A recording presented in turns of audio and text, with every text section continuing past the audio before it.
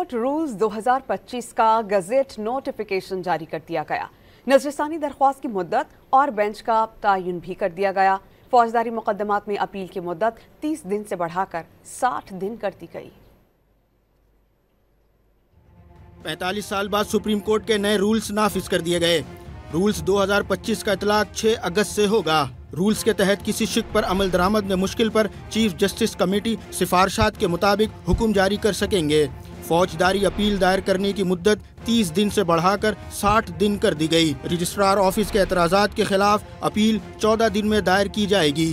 Supreme court फैसलों के खिलाफ नजरसानी दरख्वास्त की मुद्दत 30 दिन मुकर्रर कर दी गई। दरख्वास्त गुजार नजरसानी दरख्वास्त दायर करने के साथ फौरी तौर पर दूसरे फरीक को नोटिस देगा। नजरसानी दरख्वास्त के साथ फैसले या हुक्म की तस्दीक शुदा कॉपी लाजमी होगी। रूल्स के तहत नए शवाहिद पर मबनी दरख्वास्त पर मुसद्दिका दस्तावेजात और हल्फ लाजमी करार दिया गया है। दरख्वास्त पर दस्तखत करने वाला वकील या फरीक नजरसानी की बुनियाद मुख्तसर तौर पर बयान करेगा।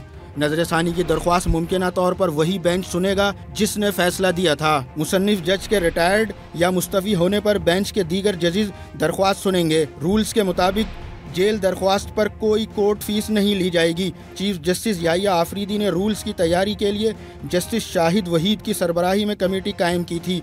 कमेटी के जजेस सुप्रीम कोर्ट ऑफिस, बार कौंसल्स और एसोसिएशन से तजावीज़ तलब की थीं। सुप्रीम कोर्ट रूल्स 2025 के तहत नया कोर्ट फीस चार्ट भी जारी कर दिया गया। CPLA सिविल अपील और आइनी दरख्वास्त की फ़ीस 2500 रुपये, सिविल रिव्यू की फ़ीस 1250 रुपये, सिक्योरिटी चलान की फ़ीस 50,000 रुपये, इंट्रा कोर्ट अपील फ़ीस 5,000 रुपये, पावर ऑफ अटॉर्नी और कंसाइज स्टेटमेंट की फ़ीस 500 रुपये मुकर्रर की गई है। इसी तरह हल्फनामा फ़ीस 500 रुपये और दरख्वास्त फ़ीस 100 रुपये मुकर्रर की गई है।